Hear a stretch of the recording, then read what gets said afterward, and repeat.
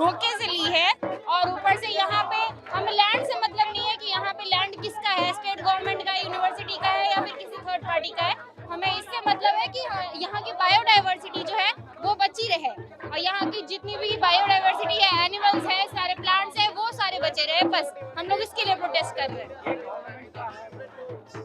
उससे मतलब नहीं है, हम गवर्नमेंट का भी है तो उनको किसने हक दिया है कि यहाँ की बायोडाइवर्सिटी को वो हटाए, यहाँ पे बुलडोजर चलाए? उनका ये हक नहीं है। एकेडमिक पर्पस के लिए है तो एकेडमिक पर्पस के लिए ही यूज होगा।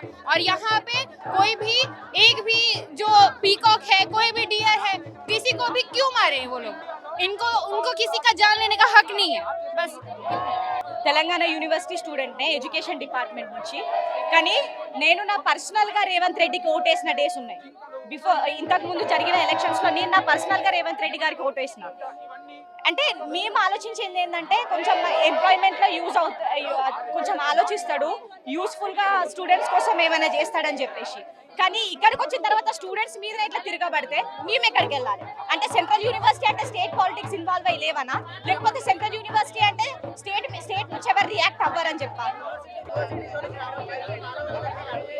యూనివర్సిటీ జోన్లో రాని మా యూనివర్సిటీలో బుల్డోజర్స్ ఎక్కడి నుంచి వచ్చాయి, ఏ దారి నుంచి వచ్చాయి అవన్నీ? ఇప్పుడు మా యూనివర్సిటీ కానీ మాకెందుకు ఇంత బాధ అవుతుంది? మరి ఇప్పుడు 400 acres యూనివర్సిటీ కానీ ఇంత మంచి ఎన్విరాన్మెంట్ ని కాల్ చేయడం, అట్లీస్ట్ కొంచెం హ్యూమానిటీ అనేది ఉంటుంది కదా.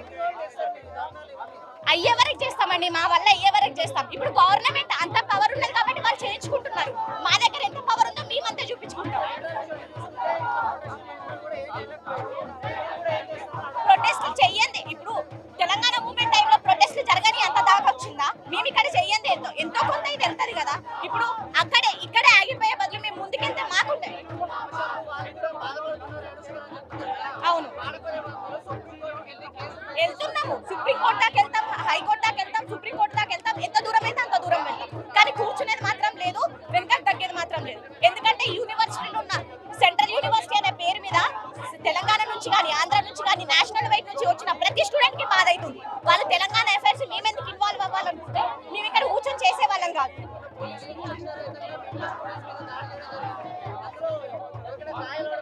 గాయాలైన అరెస్ట్ కూడా అయ్యారు. మరి వాళ్ళ పేరెంట్స్ కి కూడా బాధ ఉంటది కదా. ఇప్పుడు గాయాలై వాళ్ళు అక్కడి దాకా వెళ్లాల్సిన అవసరం ఏంది? యూనివర్సిటీలో అందు కానప్పుడు స్టూడెంట్స్ కి ఏం అవసరం గాయాలు తీసుకొని అరెస్ట్ అయ్యేంత వరకు?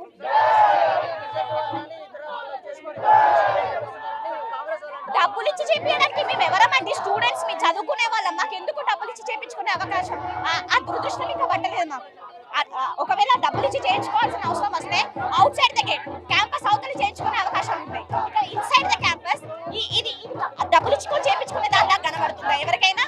ఇప్పుడు బీఆర్ఎస్ కార్యకర్తలు లోపలికి వచ్చి చేపిస్తున్నారని చెప్తే బీఆర్ఎస్ కార్యకర్తలకి, ఏబీవీపీకి, ఎస్ఎఫ్ఐకి ప్రతి యూనియన్ ఎందుకు సపోర్ట్ చేస్తుంది? ప్రతి యూనియన్ ఎందుకు ప్రొటెస్ట్ లో కూర్చుంటది? ఎవరి సంబంధం లేని వాళ్ళు, యూనివర్సిటీ సంబంధం లేని వాళ్ళు వీళ్ళు ఇక్కడ ఎందుకు కూర్చుంటారు? ఇప్పుడు పుకార్లు రావాలంటే ఇక్కడ నుంచి పుడతాయి, బయట నుంచి పుడతాయి. కానీ స్టూడెంట్స్ ఫ్యూచర్ ఇది. 400 ఎకరాలంటే చిన్న మాట కాదు. ఎంత ఎన్విరాన్మెంట్ కి ఎంత అది హ్యాంపర్డ్ అయితే తప్పితే ఇంత బాధ ఉండదు. మా ప్రయత్నం అంతా ఇది బయట ల్యాండ్, లోపల ల్యాండ్ అని కాదు. యూనివర్సిటీలో ఉన్న ఇంత మంచి క్యాంపస్ కి ఎమ్యూనిటీస్ లో నేషనల్ వైడ్ గా ర్యాంక్ ఉన్న యూనివర్సిటీ ఇది. అట్లాంటి యూనివర్సిటీని, ఇంత మంచి నేచురల్ ఎన్విరాన్మెంట్ ని గచ్చిపోలియే కాదు, పూరా హైదరాబాద్ మొత్తంలో ఇంత మంచి యూనివర్సిటీ, అంటే యూనివర్సిటీకి సంబంధించిన ఇంత మంచి నేచర్ కానీ ఏ హైదరాబాద్ లో కనిపించదు. We already know that Hyderabad is already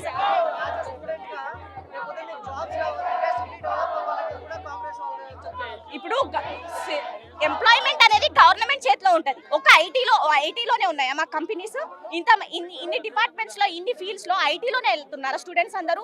ఇప్పుడు Hyderabad is already known as smart city, అవునా కాదా? స్మార్ట్ సిటీలో ఇప్పుడు 400 ఎకరాలను తీసుకొచ్చి ఐటీ కంపెనీస్ పెట్టి ఏం చేస్తారు? మిగతా ఐటీ కంపెనీస్ అంటే దేనికి పని చేస్తున్నాయి మరి? జాబ్ మేళా జరిగినప్పుడు 9 జాబ్లు ఉంటే 2000 మంది స్టూడెంట్స్ హాజరయ్యారు. అవును. బట్ ఇలాంటివి అంటే కంపెనీస్ లేకపోవడం వల్లే కదా ఇట్లా డెవలప్మెంట్ జరిగితే స్టూడెంట్స్ కూడా మంచి డెవలప్మెంట్ జరగాలంటే చెట్లను ఎందుకు నరగాలండి? వేరే ఏరియాస్ లేవా? అసలు హైదరాబాద్ లో ఏరియాసే లేవా? కంపెనీస్ కట్టడానికి ప్లేసెస్ లేవా? ఇప్పుడు ఇంత మంచి చెట్లను నరికి హ్యాబిటేషన్ ని కూల్ చేసి వాళ్ళు సంపాదించేది ఏంటి? ఒక ఐటీ కంపెనీలో ఎంతమంది పనిచేస్తారు? ఒక 100 నుంచి 1000 మందిని తీసుకున్నా మాత్రం ఇప్పుడు ఈ స్టూడెంట్స్ ని జనరేషన్స్ తరబడి అంటే ఎంతమంది స్టూడెంట్స్ రావాలి? ఎన్ని వందల స్టూడెంట్స్, ఎన్ని వేల స్టూడెంట్స్ రావాలి? ఇప్పుడు అకాడమిక్ పర్పస్ గా ఇచ్చిన ఈ క్యాంపస్ ని ఇంకో వేరే పర్పస్ గా యూజ్ చేస్తే మీరు స్టూడెంట్స్ ఎక్కడికి వెళ్ళాలి? డిపార్ట్మెంట్స్ ఎక్కడ కన్స్ట్రక్ట్ చేయాలి? సో మేమైతే ఆగేది లేదు, ప్రొటెస్ట్ మాకు అయ్యేంత వరకు చేస్తాం, ఇది కదిలేంత వరకు చేస్తాం.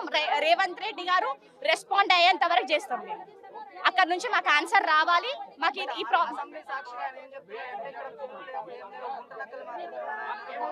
నాది ఒక క్వశ్చన్, గుంట నక్కలు దేని మీద పడి, మరి ఇప్పుడు జింకలు లేంది, పికాక్స్ లేంది, ర్యాబిట్స్ లేంది, ఇవన్నీ లేంది, గుంట నక్కలు వేటి మీద పడి జీవిస్తున్నాయి? చెట్లను తింటున్నాయా? చెట్లను తిని జీవించండి అవి. మరి ఇవన్నీ లేని అవి ఎక్కడి నుంచి వచ్చినాయి? హ్యాబిటేషన్ లో గుంట నక్కలు ఉంటే మరి మాకు ఇప్పటి వరకు ఎప్పుడు కనబడలేదు. ఇప్పుడు యూనివర్సిటీ హిస్టరీ మొత్తంలో ఏ స్టూడెంట్ కైనా గుంట నక్క కనిపించిన సిచ్యువేషన్ ఉందా? గుంట నక్కన ఎవరిని రిఫర్ చేస్తున్నారో అందరికీ తెలిసిన ముచ్చట. అది ఎవరి దగ్గర దాగింది కాదు. గుంట నక్క అని రిఫర్ చేసేది ఎవరిని అందరికీ తెలుసు. ఇప్పుడు వచ్చి గుంట నక్కలు ఉన్నాయంటే మిగతా జంతువులు ఎక్కడికి వెళ్తాయి? గుంట నక్కలు అయితే మాకు ఇప్పటి వరకు కనబడలేదు. నేను student of university of Hyderabad, మాకైతే గుంట నక్కలు కనబడలేదండి. ఆయన ఎవరిని రిఫర్ చేసి గుంట నక్కలు అన్నారో ఆయనకు తెలుసు, మాకు తెలుసు. కానీ ఇక్కడ గుంట నక్కలు లేవు. ఉన్నవి చిన్న చిన్న జంతువులు, మంచి హ్యాబిటేషన్.